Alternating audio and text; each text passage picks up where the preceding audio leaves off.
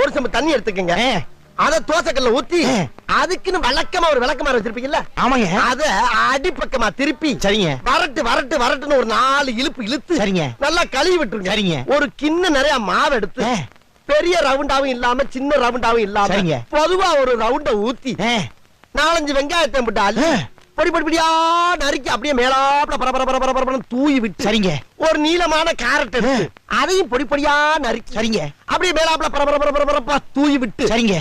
ஒரு 16 கரண்டி நெய் எடுத்து சரிங்க. அதுல 6 கரண்டி நெய்ய உள் சைடு அப்படியே லேசா விளாவி விட்டு சரிங்க. 10 கரண்டி நெய்ய தோசைக்கு வெளி சைடு அப்படியே மேலாப்ல விளாவி விட்டு சரிங்க. இட்லி பொடி இருக்கு பாத்தீங்களா? அத அப்படியே அள்ளி மலை சாரல் மாதிரி அதை மேலாப்ல பரபரன்னு அப்படியே பேய விட்டு சரிங்க. பொத்துனாப்ல அப்படி ஒரு பரட்டு இப்படி ஒரு பரட்டு அப்படி பரட்டி விட்டு அப்படியே ரெட்டி கலர்ல முருக விட்டு